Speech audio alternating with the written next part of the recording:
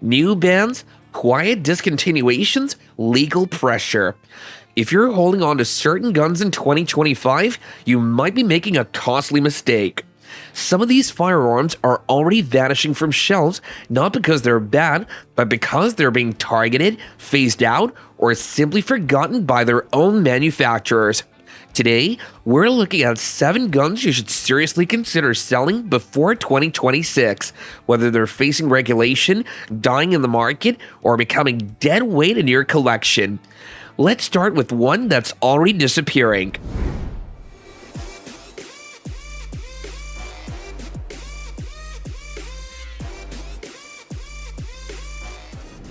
The Charger Arms Undercover and 38 Special is one of those guns that's been around for decades and for good reason.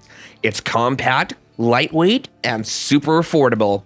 On paper, it checks all the boxes for a budget concealed carry revolver, but here's where the problem starts. It's not 1995 anymore.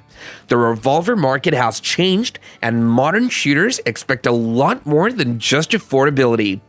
Compared to newer offerings from Ruger, Smith & Wesson, and Taurus, the Charger Arms Undercover simply doesn't hold up in quality, durability, or performance. Reports of inconsistent triggers, timing issues, and general wear and tear over minimal use aren't uncommon, and that raises red flags.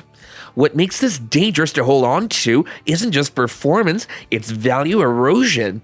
These guns are already tough to resell, and their reputation isn't getting any better.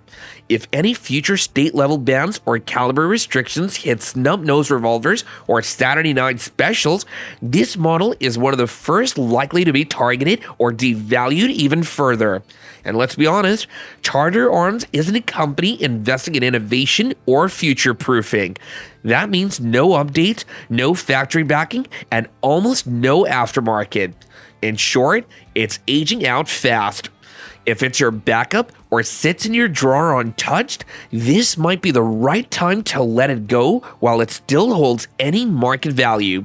With so many better revolvers on the market, the Charger Arms Undercover is quickly becoming a risk and not a reliable asset. If you own a Bersa Thunder 380, you might want to consider selling it. This compact pistol has its perks, such as its low recoil and ease of use. However, with the growing popularity of compact 9mm pistols that offer better ballistics at a similar price point, it could be time to upgrade.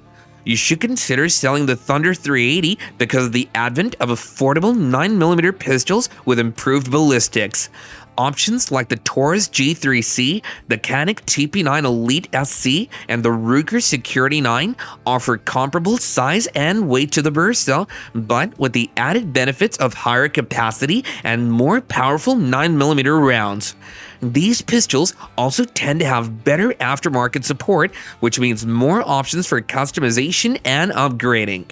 Speaking from experience, I found that moving from a 380 ACP pistol like the Bersa Thunder to a compact 9mm made a noticeable difference in terms of power and performance. And since many compact 9mm pistols can be found at similar price points, it's hard to justify sticking with a less capable 380 ACP option. The Taurus G3C is a solid choice, offering impressive features and performance for its budget-friendly price. Meanwhile, the Canik TP9 Elite SC boasts excellent ergonomics and a smooth trigger, making it a joy to shoot.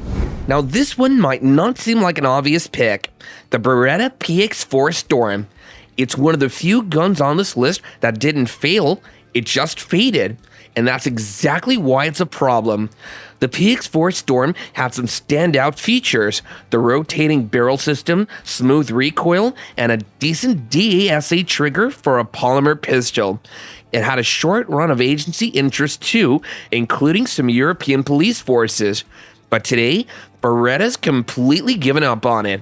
No Gen 2, no real aftermarket support, no new models, no optics-ready variants, nothing. Go to most gun stores and you'll find either one of two things: it's heavily discounted or not in stock at all. It's not banned by law, but it's being quietly abandoned by the industry, and that's often just as deadly for a firearms future. And here's the risk. If you try to sell it in a year or two from now, you might get stuck with a gun that no one wants. The parts will be harder to find. Holsters, accessories, good luck. So if you own one and it's not a sentimental piece, now's your window. Get some cash out of it before its value disappears with it. Because in a year or two, it might feel like you're holding a collectible no one asked for. Let's take an honest look at the Springfield XD, a pistol that was once at the forefront of innovation but has since fallen behind the curve. When it debuted, the XD brought fresh ideas to the handgun market.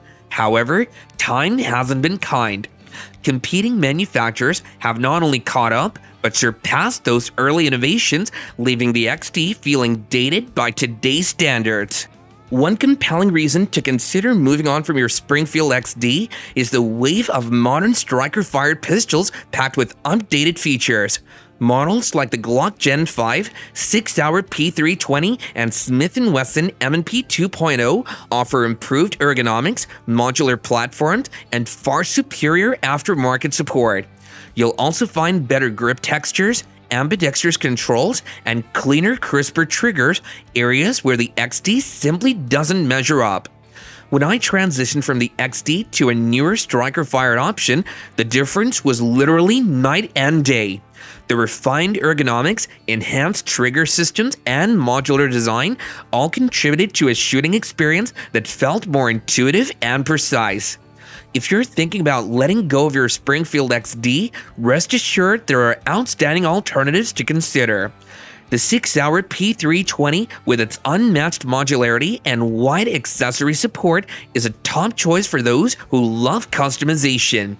On the other hand, the Glock Gen 5 continues to set the standard for reliability and has a massive aftermarket, making it a rock-solid pick for both self-defense and competition. The Ruger SP101 is a classic wheel gun that's earned its reputation over the years. It's tough, dependable, and comes with a nice trigger. But even the most solid old-school gear can start to feel a little behind the times. Compared to what's already out there, the SP101 has a few quirks that make you think twice about keeping it as your go-to carry piece. With just 5 rounds in the cylinder and a pretty hefty all-steel frame, it's not exactly the lightest or most forgiving option for everyday carry. After a long day on your hip, you'll definitely feel the difference. When I finally switched over to a lighter, higher capacity semi-auto, it was a game changer. My waistband thanked me, and having a few extra rounds on deck gave me way more confidence in what-if situations. If you're thinking about parting ways with your SP101, don't worry, you've got some great options to consider. If you still love the simplicity of a revolver, the Smith & Wesson Airweight line is a solid next step. They are easier to carry, offer decent variety, and keep that reliable revolver feel without weighing you down. Let's talk about the Smith & Wesson Bodyguard 38. It's a snub-nosed revolver that's earned its stripes in the world of concealed carry. It's small, light, and built to get the job done. However, carry trends have evolved, and the Bodyguard 38 is starting to show its age in a world now dominated by sleek, high-capacity semi-autos. These days, you've got ultra-slim pistols that pack double the rounds without adding bulk.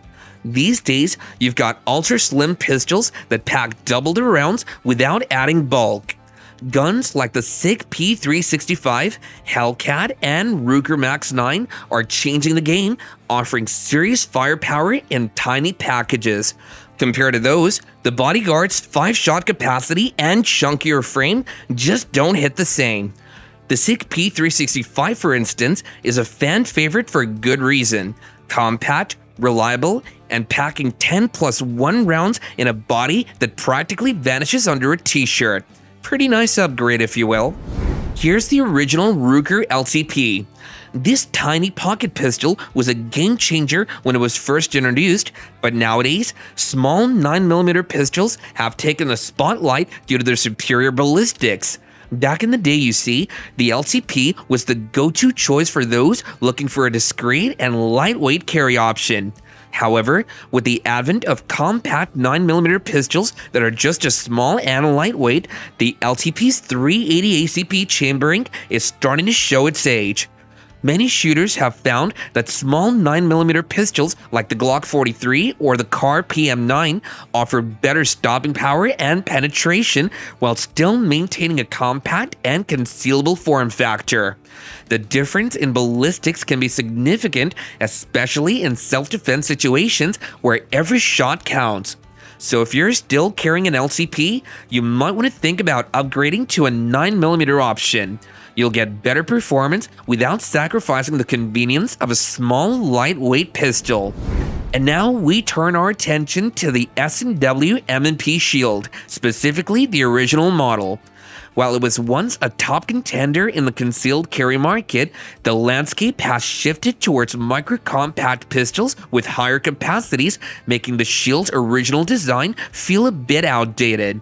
In recent years, the popularity of micro-compact pistols has soared thanks to their small size and impressive magazine capacities. Guns like the Springfield Armory Hellcat, 6-hour P365, and Ruger Max 9 offer capacities of 10+1 or higher while maintaining a slim profile that's easy to conceal. While the Shield's original design is still a solid choice for those who value a slim profile and reliable performance, it's hard to deny the advantages offered by newer micro-compact models. If you're looking to stay on the cutting edge of concealed carry technology, it might be time to consider upgrading to a pistol that offers a higher capacity without sacrificing concealability. And before we wrap up this video, let's talk about one more entry. The Taurus PT 1911 has been a popular choice in terms of affordable 1911 style pistol. However, as the budget 1911 market has become more competitive in recent years, it's worth considering some of the other options out there. Brands like TSAS, EAA, and Gearson all offer high-quality, budget-friendly 9mm pistols that give the Taurus PT 1911 a run for its money. These manufacturers utilize forged steel frames, CNC machined parts, and traditional manufacturing techniques to produce reliable and accurate 1911s that won't break the bank. Of course, there are plenty of other budget 1911 options to consider as well. Whether you're looking for a classic mil-spec design or something with more modern features, there's sure to be a pistol out there that meets your needs and budget. As always, it's important to do your research and handle a few different pistols before making your purchase.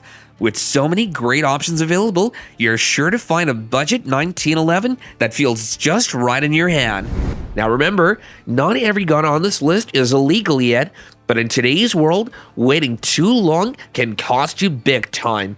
Whether it's new bans, shrinking aftermarket support, or companies ditching old models without warning, if you're not ahead of the curve, you're behind it.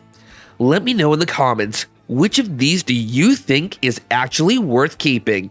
Or have you already sold one of them? And if you found this helpful, there's more coming up. Smash that like button, subscribe, and I'll see you in the next one. Stay sharp, amigos.